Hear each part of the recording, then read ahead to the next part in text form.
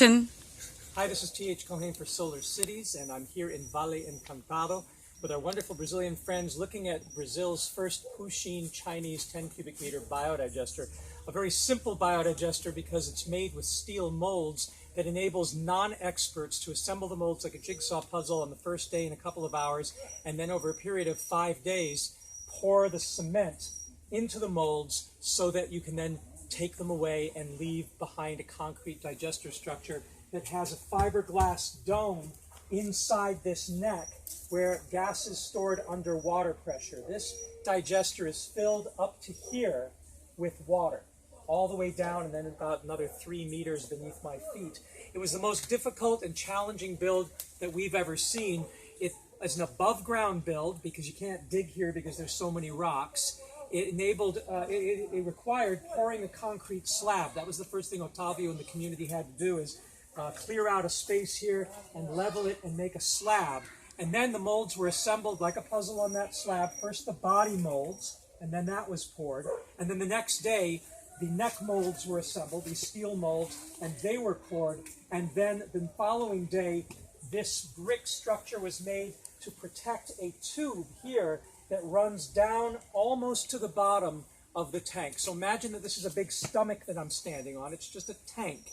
And that this tube here runs down until it's about a half a meter above the bottom, so that the food waste that comes from the kitchen up there can slide down by gravity down this tube and then go down and drop into the bottom of the digester, which is always filled with water. And as I said, the water comes all the way up here. This is not part of the digester. It's there for show and to protect it from rain until they build another cover. But there's one of these fiberglass holders actually anchored inside here like this, like a dome. And this then neck is to let the water sit above it, and the water pressure is what's pushing the gas out and up this green tube here up to the kitchen, where it has very high pressure because it has a full cubic meter of water pressing the gas out and up. There's a big green bag up there, 5 cubic meters, that stores excess gas, because this guy can produce up to its volume in gas each day if the temperature is right and the feeding is right. Since it's a 10 cubic meter system, it could fill 2 of those big green bags every day. But 1 cubic meter of that is stored in a fiberglass holder inside here. But that's exactly the same size as this.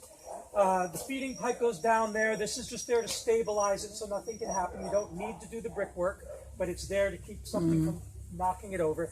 And then the only other pipe out is over here on this side, an equivalent pipe coming up to the water level and then spilling over, and that's probably the most nutritious fertilizer you could imagine. It retains its nitrogen. Unlike aerobic composting, anaerobic biodigesters retain their nitrogen. It doesn't leave as ammonia or as nitrous oxides. It retains the phosphorus, the potassium, the molybdenum, the copper, the zinc, the micronutrients.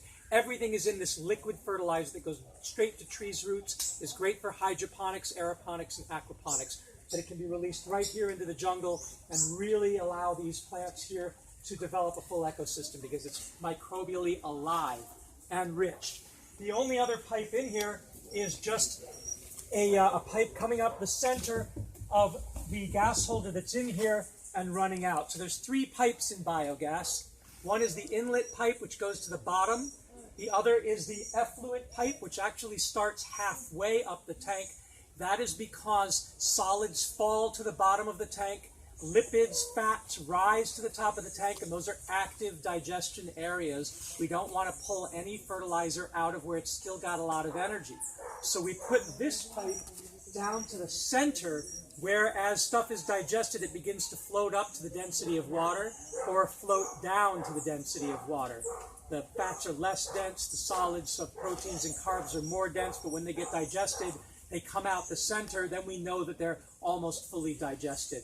So that's all it is. That's why we use the I love you sign from sign language to represent a digester. It's just a tank with an inlet pipe, a gas pipe, and a fertilizer pipe. Any tank will do. It can be made out of cement, plastic, leather, mud. Anything that'll hold water and can be made gas tight is a biodigester if you put some microbes in it, usually using manure, and then feed it your food waste or leaves or any other organic stuff. So that's basically it. That's the unique design of this, is just that they made this neck tall enough to hold water to press the gas out. Are there any questions? Yes.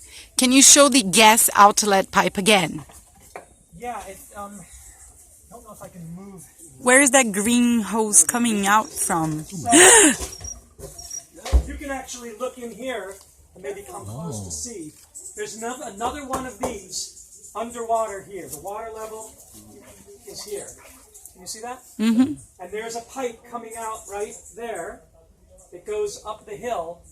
Can that be seen? Yep. That's all it is. It's that simple. And the water level, because we've used the gas, you can see that the water level has dropped.